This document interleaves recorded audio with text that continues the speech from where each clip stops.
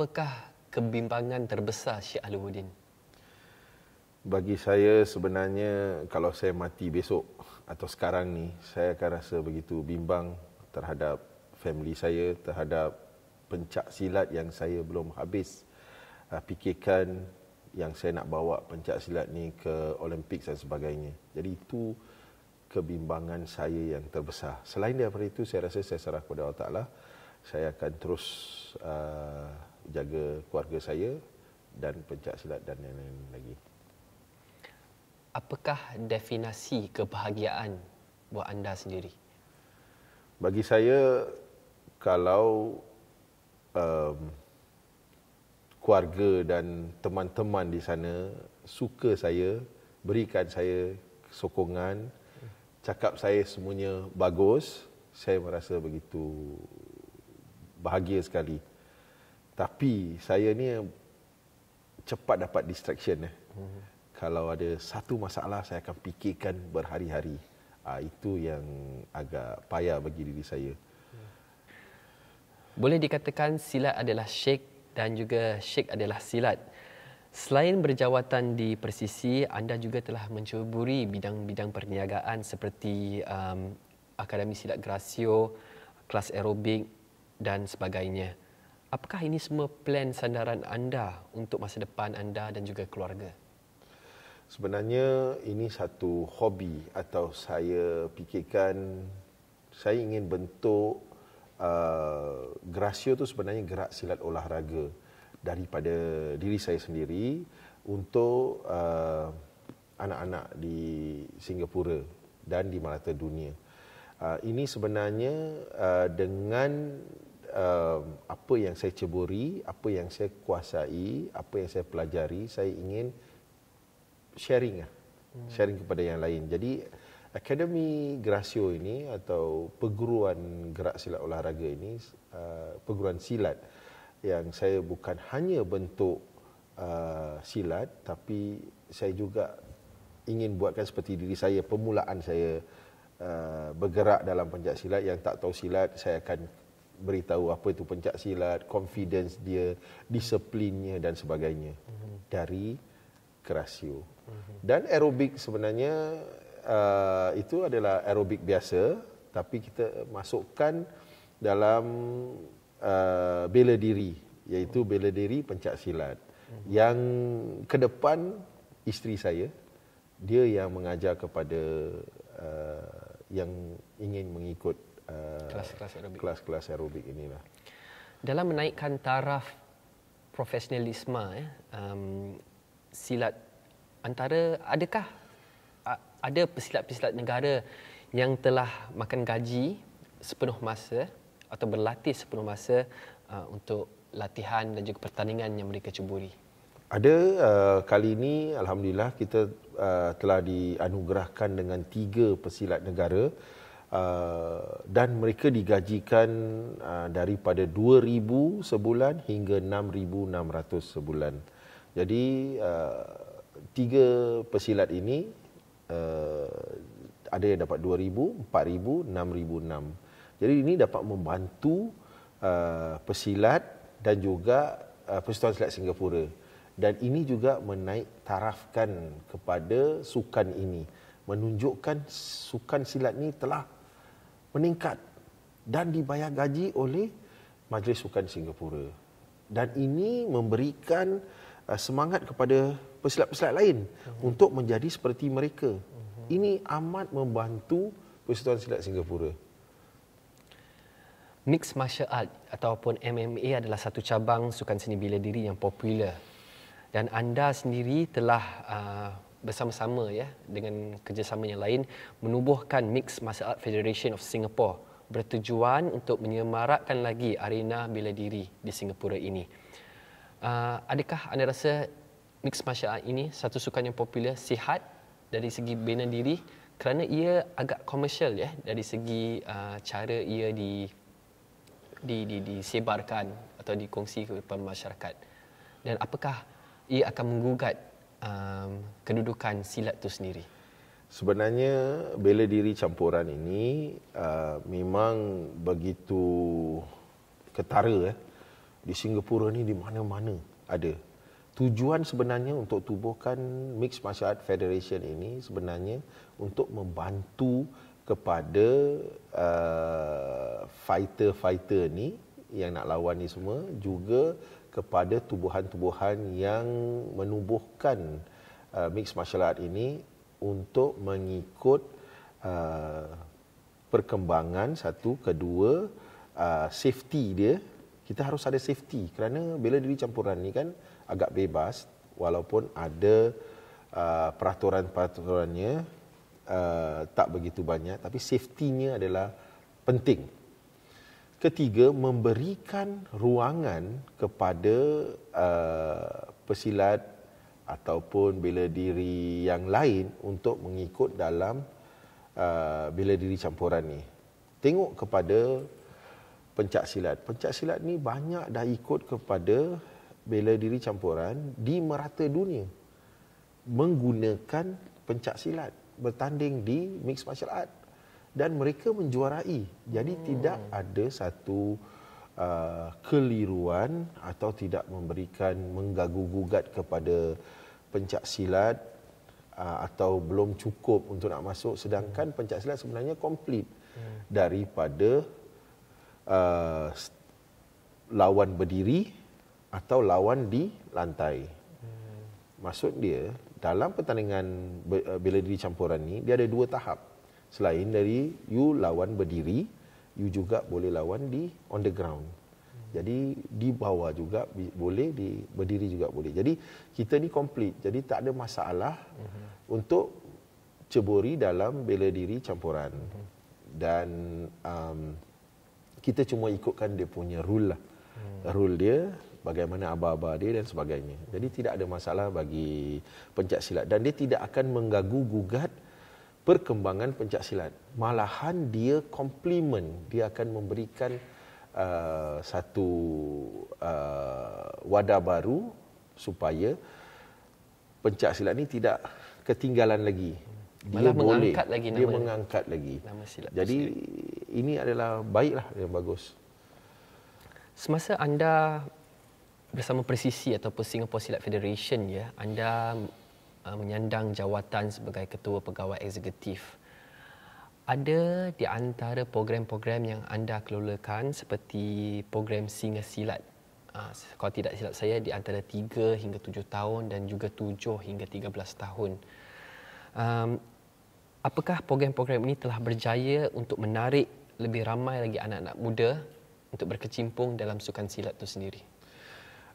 Apa Persatuan Silat Singapura telah mengadakan program seperti Singa Silat pada masa itu.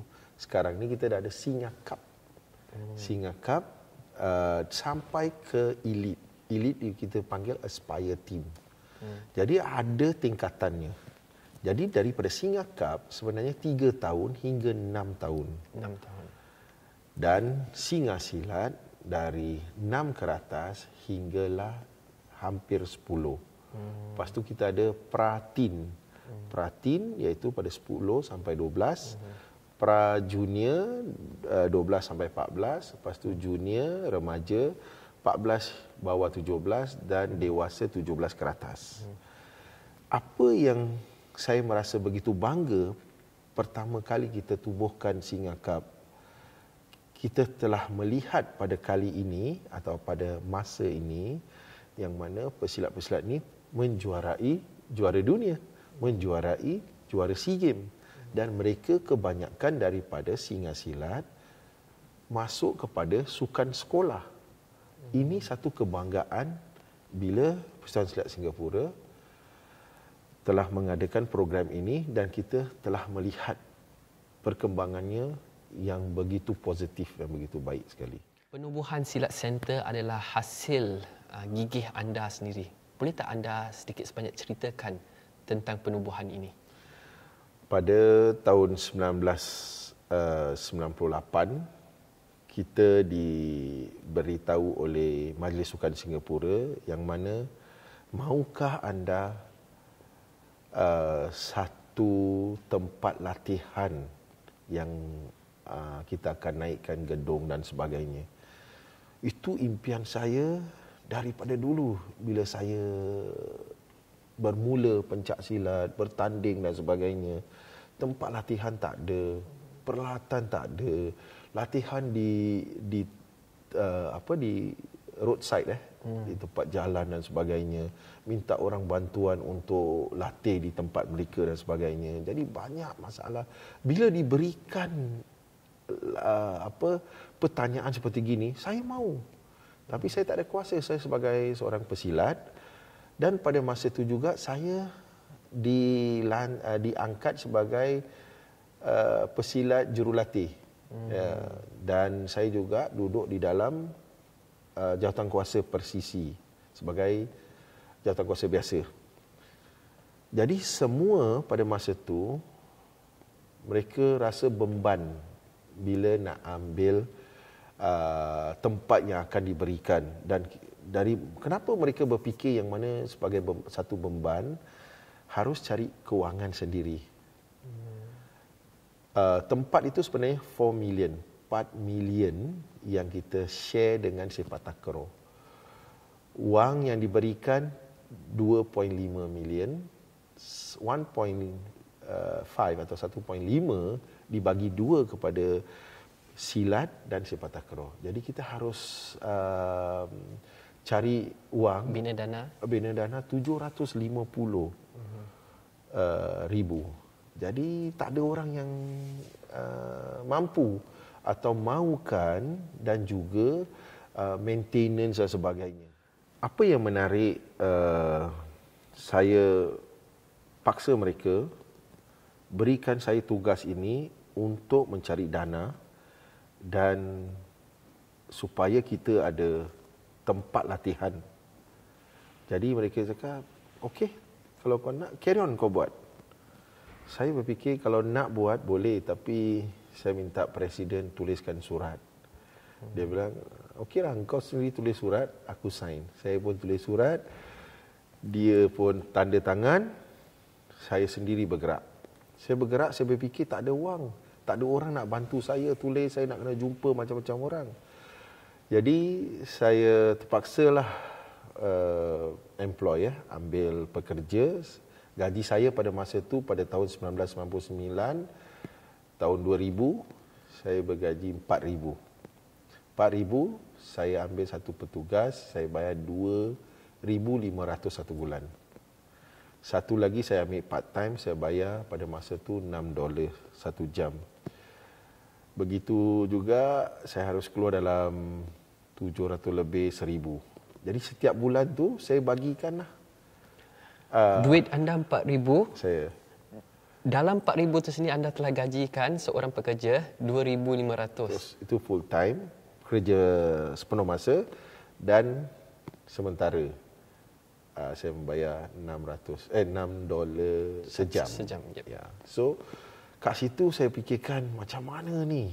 Tapi bantuan dari isteri saya juga, dengan gajinya tak seberapa je pada masa tu, dia berikan bantuan untuk supaya saya dapat jaga keluarga, tetap berjalan apa yang saya impikan lah. Jadi dari situ, dengan pekerja ni dapat membantu saya bikinkan surat dan sebagainya. Saya berjumpa dengan beberapa teman yang saya rasa yang dapat bantu saya. Ya, satu daripadanya juga Fandi lah, dia dapat bantu dengan saya 500. Jadi nama dia kat building tu juga ada $500 dari Anugerah Kencana. Ini dapat, ini satu kebanggaan yang mana bagi diri saya, jangan bilang tak boleh ya. So bagi saya, fikir positif. Saya ada satu konsep, terjun botol aja. Buat dulu, kita akan fikirkan macam mana. Jadi itu konsep saya sampai hari ini. Alhamdulillah saya tetap berjalan dan saya alhamdulillah berkembang dan majukan sukan ini. Antara soalan-soalan terakhir saya, pertama, apakah ciri-ciri untuk menjadi seorang pesilat negara yang baik? Kerana zaman sudah pun berubah ya, daripada zaman anda, zaman Allahyarham Kadir, Imran dan seterusnya. Untuk menjadi seorang pesilat yang baik, apakah ciri-cirinya pada zaman Sebenarnya, zaman sekarang agak mudah kalau si pesilat ni dia mahu nak ikut sukan ini atau dia mahu nak bertanding.